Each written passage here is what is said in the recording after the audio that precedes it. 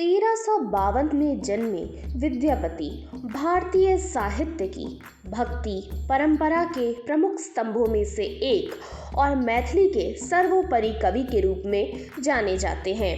वे तुलसी, सूर, कबीर, मीरा सभी से पहले के कवि हैं।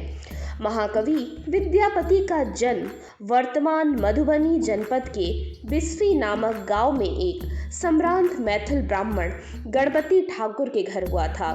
बाद में यशस्वी राजा शिव सिंह ने यहाँ गांव विद्यापति को दान स्वरूप दे दिया था। इनके पिता गणपति ठाकुर मिथिला नरेश शिव सिंह के दरबार में सभासद थे। शिव सिंह का राजघराना सकरी के पास राघोपुर में था। महाकवि विद्यापति भगवान शिव के अनन्य भक्त थे। उन्होंने महेश वाणी और नचारी के नाम से शिव भक्ति पर अनेक गीतों की रचना की।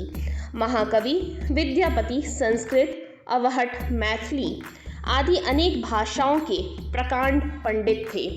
कर्मकांड हो या धर्म, दर्शन या न्याय, सौंदर्य शास्त्र हो या भक्ति रचना, विरह व्यथा हो या अभिसार, राजा का कृतित्व गान हो या सामान्य जनता के लिए गया में पिंडदान, सभी क्षेत्रों में विद्यापति अपनी कालजयी रचनाओं की बदौलत जाने जाते हैं।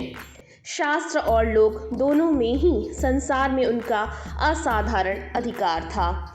काव्य और साहित्य के क्षेत्र में महाकवि ने निम्नलिखित ग्रंथों की रचना की: पुरुष परीक्षा, भूप परिक्रमा, कीर्तिलता, कीर्ति पताका, गोरक्षक, विजय, मणिमंजरा नाटिका।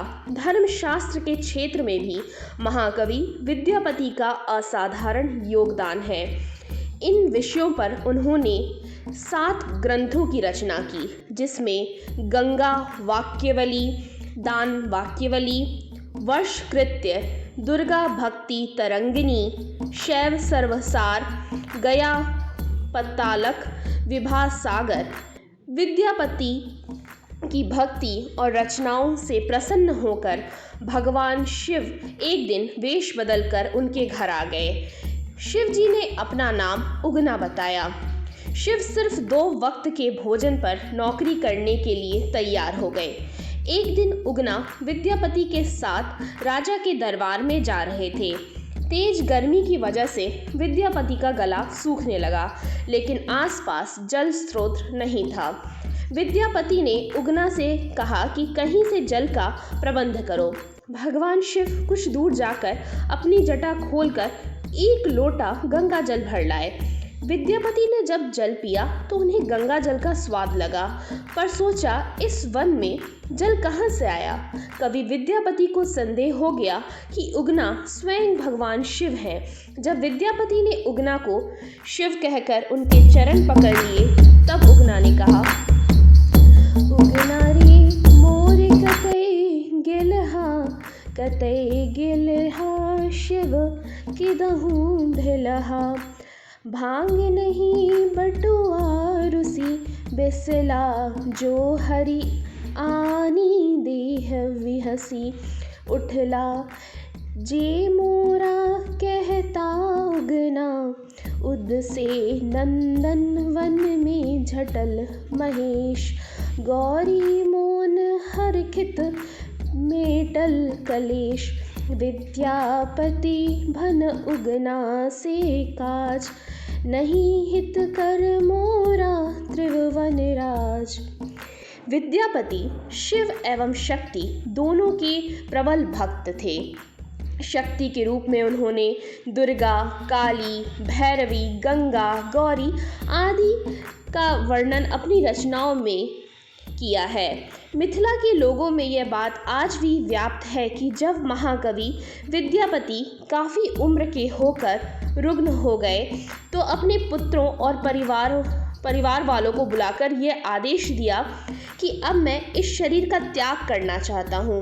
मेरी इच्छा है कि गंगा के किनारे गंगा जल को स्पर्श करता हुआ अपने दीर्घ जीवन की अंतिम सांस लूं।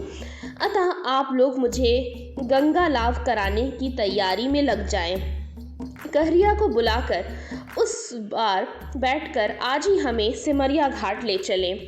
अब परिवार के लोगों ने महाकवि का आज्ञा का पालन करते हुए चार कहरियों को बुलाकर महाकवि के जीर्ण शरीर को पालकी में सुलाकर सिमरिया घाट गंगा लाभ कराने के लिए चल पड़े। आगे आगे कहरिया पालकी लेकर और पीछे पीछे उनके सगे संबंधी। रात भर चलते चलते जब सूर्योदय हुआ तो विद्यापति ने पूछा, भाई मुझे यह तो बताओ कि गंगा और कितनी दूर है। ठाकुर जी करीब 1.25 कोस, कहरियों ने जवाब दिया।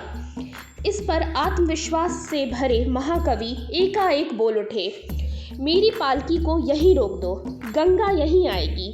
ठाकुर जी ऐसा संभव नहीं है, गंगा यहाँ से 1.25 कोस दूरी पर है बह रही है, वह भला यहाँ कैसे आएगी।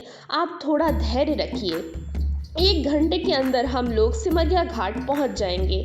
नहीं नहीं, पालकी रोको, महाकवि कहने लगे। हमें और आगे जाने की ज़रूरत नहीं, गंगा यहीं आएगी। अगर एक बेटा जीवन के अंतिम क्षण में अपनी माँ के दर्शन के लिए जीर्ण शरीर को लेकर इतनी दूर आ सकता है तो क्या गंगा माँ 1.25 कोस भी अपने बेटे से मिलने नहीं आ सकती।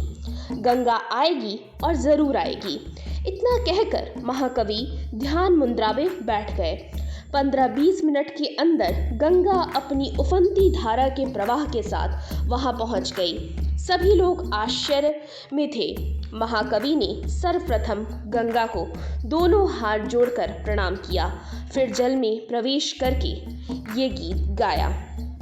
बड़े सुख सारे पाओल तुम तीरे, छोड़त निकट नयन बहतीरे, करनोरी बिलमो बिसम तरंगे, पुनि दर्शन होए पुनमति गंगे, एक अपराध घमब मोर जानी, परमल माए पाए तुम पानी, की करब जप तप जोग ध्याने, जन्म कृतार्थ एकी सनाने, भई विद्यापति सम दजो तो ही, अंत काल जनु बिसरह मोही।